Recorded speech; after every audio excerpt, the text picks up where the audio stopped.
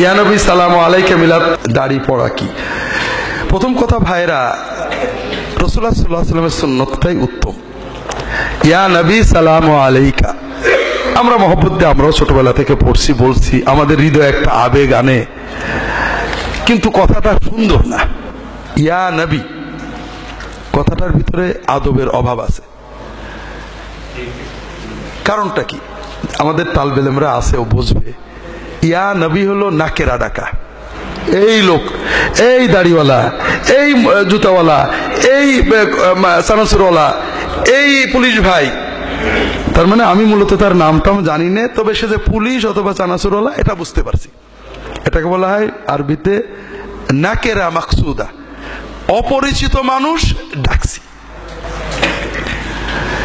আমাদের রাসূল কি এরকম? পরিচিত না? পরিচিতকে ডাকার নিয়ম হলো তাকে মারেফা করে ডাকতে হবে, বুঝতে পেরেছেন? তার পরিচয় দিয়ে। ইয়া আইয়ুহান নবী, আল্লাহ তাআলা যতবার রাসূল সাল্লাল্লাহু আলাইহি ওয়াসাল্লামকে ডেকেছেন কি বলেছেন? ইয়া আইয়ুহান নবী, হে আমার নবী, আমার পরিচিত, আমার প্রিয়। আর সাহাবায়ে কেরাম যখন নবীকে ডেকেছেন কি বলেছেন? ইয়া নবী আল্লাহ, ইয়া রাসূল আল্লাহ। কখনোই দেখবেন না কখনো সাহাবায়ে কেরাম ইয়া নবী, অসম্ভব। কাজেই আমরা কেন নবীজিকে এরকম নাকেরা করে রাখবো? ইয়া নবী আল্লাহ, ইয়া রাসূল আল্লাহ। 2 নম্বর হলো সালামের সুন্নত হলো আগে সালাম বলে তারপরে ডাক দেওয়া। আমরা সবই নবীজি শিখিয়েছেন। আত্তাহিয়াতু নবীর উপর সালাম পড়ি, কি পড়ি? আসসালামু আলাইকা আইয়ুহান নবিয়্যু। এটা। তৃতীয় হলো ভাইরা, আমি একটার বিষয় নিয়ে অনেক খোঁজাখুঁজি করছি, কেউ যদি জানেন বলবেন। রাসূলুল্লাহ সাল্লাল্লাহু আলাইহি ওয়াসাল্লামের ওফাতের পরে, মৃত্যুর পরে তার কবর জিয়ারত ছাড়া দূর থেকে সালাম পড়তে কেউ নবীকে ডেকে সালাম পড়েছেন আমি পাইনি। আবু হানিফা, আমাদের মাযহাবের ফকিহদের কিতাব, সাহাবীদের সবাই আল্লাহুম্মা দিয়ে বলেছেন, অর্থাৎ নবীজির কাছে দাঁড়িয়ে সালাম দিলে বলেছেন আসসালামু আলাইকা ইয়া রাসূলুল্লাহ। আর যখন দূর থেকে বলেছেন আল্লাহুম্মা সাল্লি আলা মুহাম্মাদ ওয়া সাল্লাম। কাছে থাকতে বলেছেন হে নবী আপনার উপরে সালাম। দূর থেকে বলেছেন আল্লাহ আমার সালাম নবীকে দিয়ে দাও।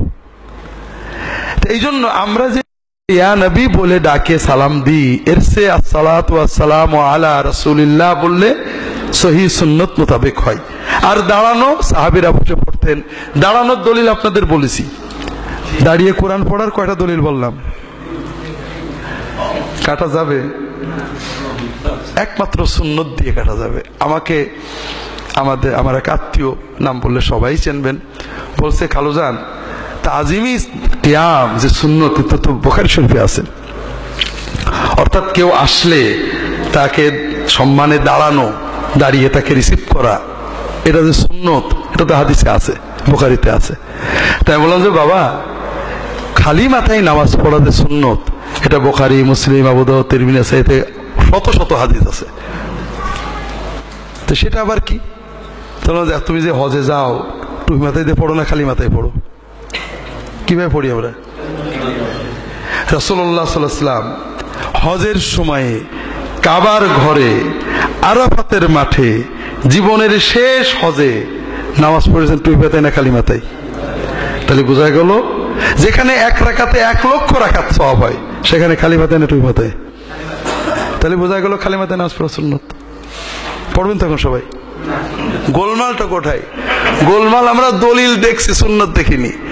যে রাসূল আরাফাতের মাঠে খালি মাথায় পড়েছেন, মক্কায় তাওয়াফের সময় খালি মাথায় পড়েছেন, সেই রাসূল হজের বাইরে মদিনায় কি মাথায় পড়েছেন? এখন যদি আপনি হজের দলিল দিয়ে মদিনার নামাজ ক্যান্সেল করেন তাহলে তো হবে না। ঠিক রাসূলুল্লাহ সাল্লাল্লাহু আলাইহি ওয়াসাল্লাম যখন ফাতেমার ঘরে আসছেন, ফাতেমা দাঁড়িয়েছেন, চুমু খেয়েছেন, কিন্তু ফাতেমার ঘরে যখন আসেননি, ফাতেমা ঘরে বসে দরুদ সালাম পড়েছেন, তখন কি দাঁড়িয়েছেন নাকি? তখন দাঁড়িয়েছেন নাকি? কখনোই দাঁড়াননি। এই জন্য বসে মহব্বতের সাথে সালাম পড়াটাই সুন্নত।